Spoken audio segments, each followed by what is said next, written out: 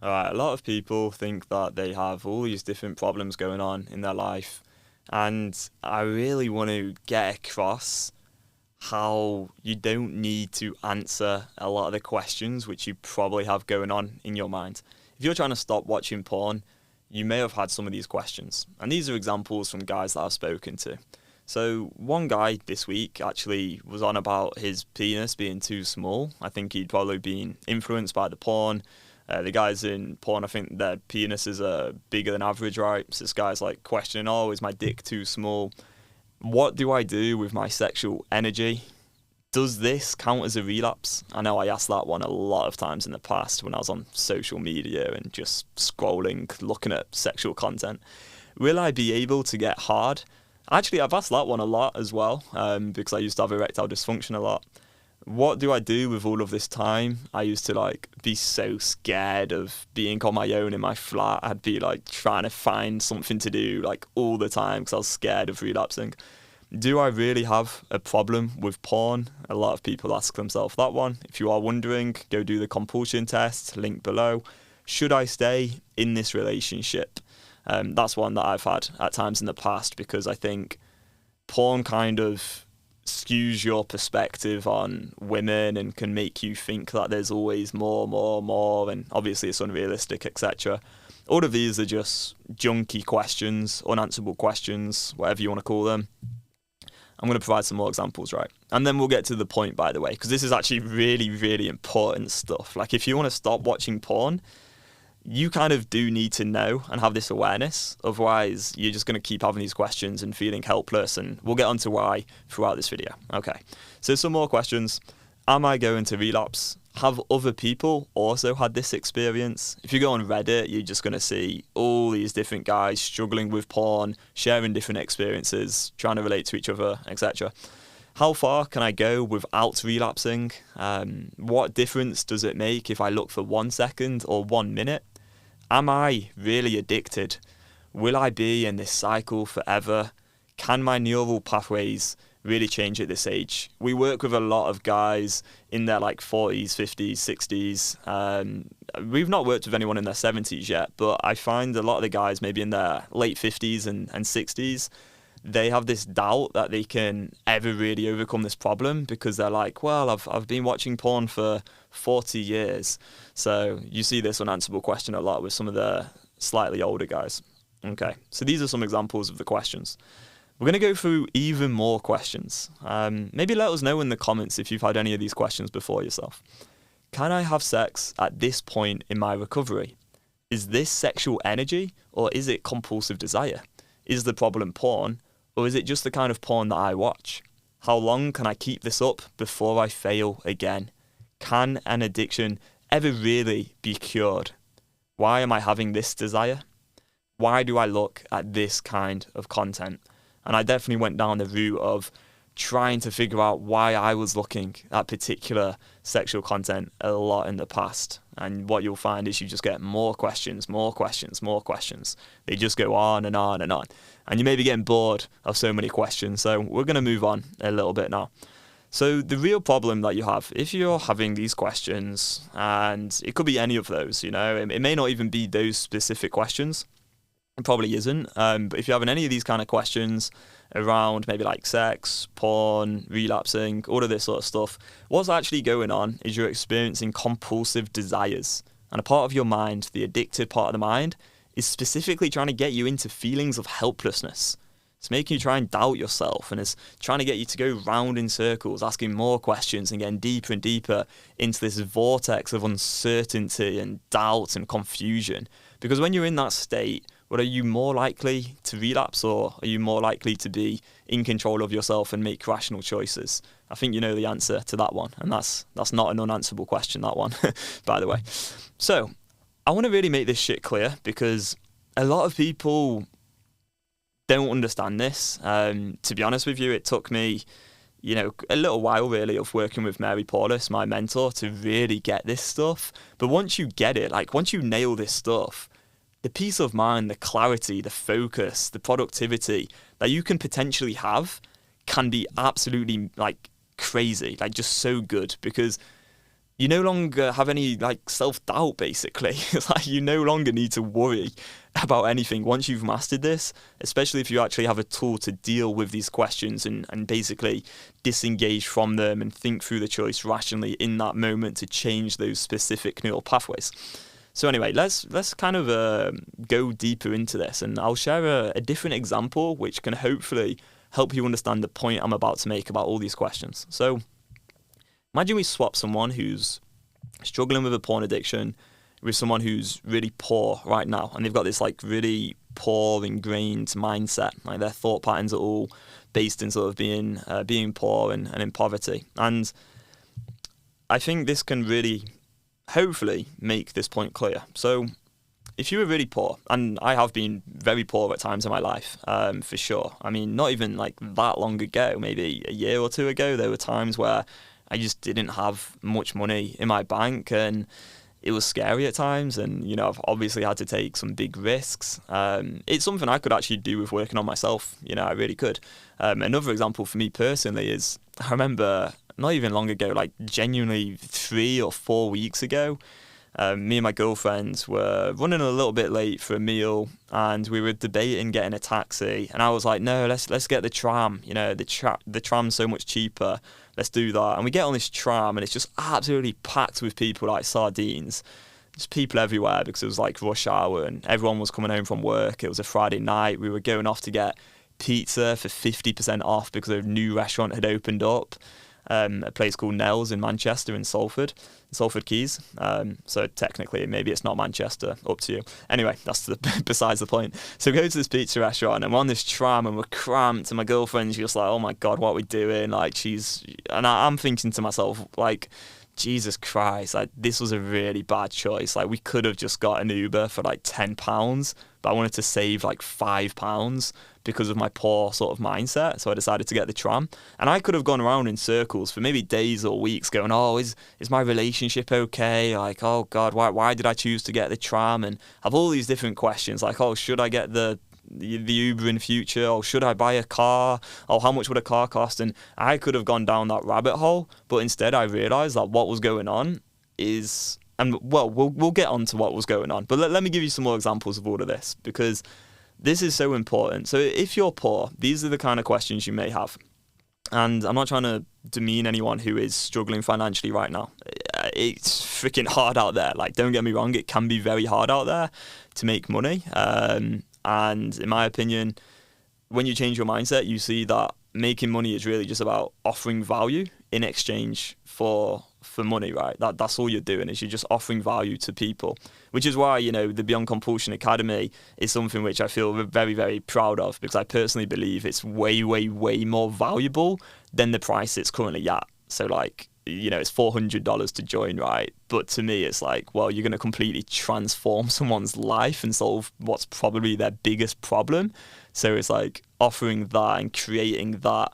That's what I did, is like, okay, I want to help people, but I also want to make money, make a living, of course. What am I going to do? Well, I'm going to provide as much value as I possibly can, because that's what's going to bring money into my life. Whereas what are these people doing on Reddit? Okay, well, instead of actually identifying that their problem is to make, like, they're poor and their real problem is to make money, what are they doing? They're asking all these random questions instead of actually identifying what the real problem is. And I'll explain this more in a moment, because it may not be making sense right now. But here we go. Here's a few examples. Is it just me, or is there more crazy drivers in poorer areas? Why? So this is in like a subreddit of people. It's like /poor on Reddit. I just went into it today to find some examples. How to deal with being rock bottom poor. So again, this person, they're focusing on something that has nothing to do with actually making money, which would solve their problem. Another one, I don't feel the holiday spirit for the first time in 40 plus years. Are things worse than they make it out to be, or is it just my world? Okay, again, this isn't going to help this person make any money, which is their problem if they're poor. What's a small, unexpected cost that completely derailed you? Again, it's not going to help this person solve their problem. If military is the quickest way out of poverty, why don't more people join? And you see this a lot, is people exploring these different options and asking for other people's opinions and trying to figure out these big, maybe complex problems that are like at a macro level, instead of just focusing on, okay, how do I personally add value to the world so I can earn money myself? Because if you're poor, that's probably what you want to be doing. Here's some more examples. Why aren't wages going up in today's day and age? Okay, that's not going to help this person. So what exactly qualifies as poor? I mean, you could dissect and do a whole, dissemination. You could do a dissertation at university. Like you could go down that for years and years. And don't get me wrong, the world is stupidly unequal, and I hate that. I do. I think it's disgusting. But trying to figure out what exactly qualifies as poor should not be your priority. If you're poor, like what you should be trying to figure out instead is, how do I add value to the world? How do I make money? That should be the only problem you try and solve. So some more examples. Do the holidays trigger you and remind you how broke you are? And you can see that people are looking to relate and maybe feel a bit better emotionally about their current situation. People want to see that other people are maybe going through the same problem as they are. And sometimes people actually want to see other people going through the same problem as themselves even more than they want to solve the problem. And that's the crazy thing. It's like a lot of people would actually rather struggle alongside others than stop struggling. Like, that is crazy, but this is kind of what we're doing on the internet, on Reddit. A lot of people are doing this sort of stuff. It's the same with like a lot of nofap communities. Everyone's just kind of struggling together, and it's not ideal. So anyway, another example.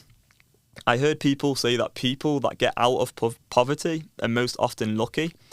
Anybody here that got out of poverty, was it all luck? And then a final one. Does anyone feel the tough exterior you put out is really just a cover up for feeling insecure in some way inside? So look, I do want to kind of caveat all of this stuff because I'm not hating on these poor people at all. I do not know their circumstances. I do not know their upbringing. And there's a very, very good chance. And in fact, it's almost completely certain that if I had have had the upbringing of some of these people, if I had have, probably not had the right education, or maybe I'm just around people with a poor mindset. And to be fair, I have kind of grown up around a lot of people with a poor mindset, absolutely. And I've had to choose to escape that and live on my own in a studio flat for 8 years and like work very, very hard.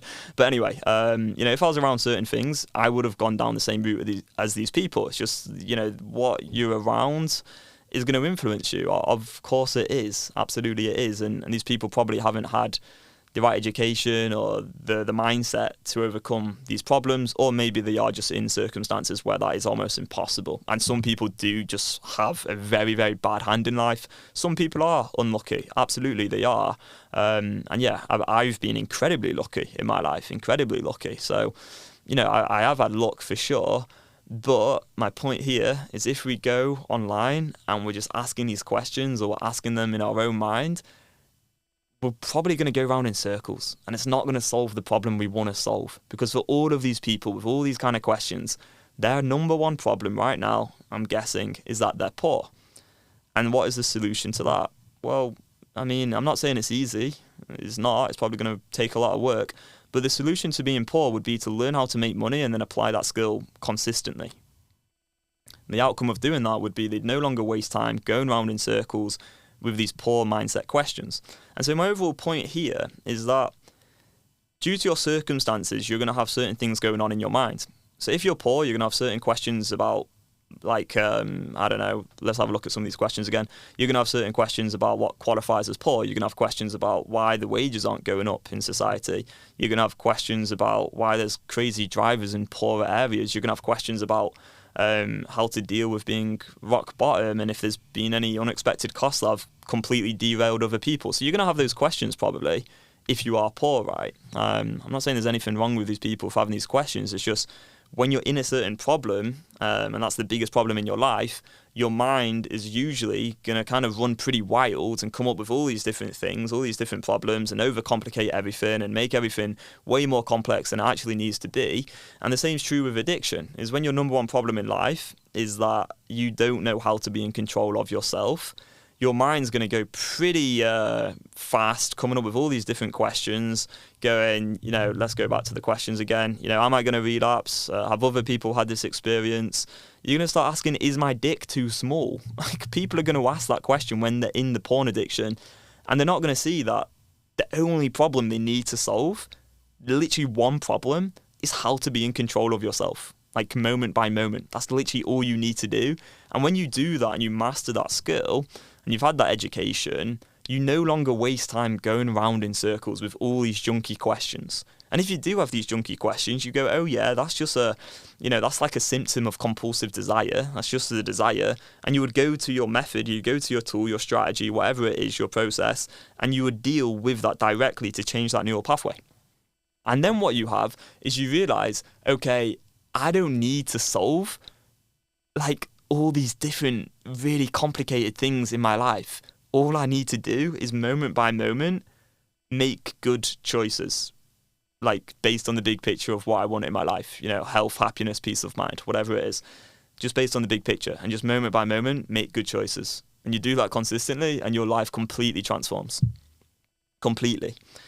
And all of this is just so misunderstood on the internet. It's probably one of the most important, critical things that I've learned. It's absolutely transformed everything, because I basically waste no time going around in circles with these questions. And even if I catch myself with one of these sort of compulsive questions, these junky questions, unanswerable questions, what I would do is just directly, I'd disengage and I'd go to my script and think through just what am I choosing to do and why right then in that moment.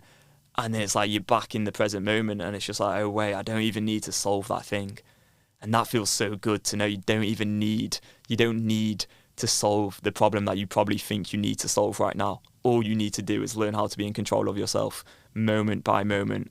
And yeah, we have the whole therapy market, the whole industry making absolutely probably billions of pounds, dollars, whatever you want to call it, whatever currency, it doesn't really matter, but billions of dollars, making money from these unanswerable questions. It is insane. It's so crazy, and they don't even need to be answered. It's just so mad. So yeah, getting better at diagnosing problems is a very, very important skill. And I think Einstein said something like, if he had an hour to solve a problem, he'd spend 59 minutes figuring out what the problem is before even trying to come up with a solution. And that's the mindset we should all really aim to have.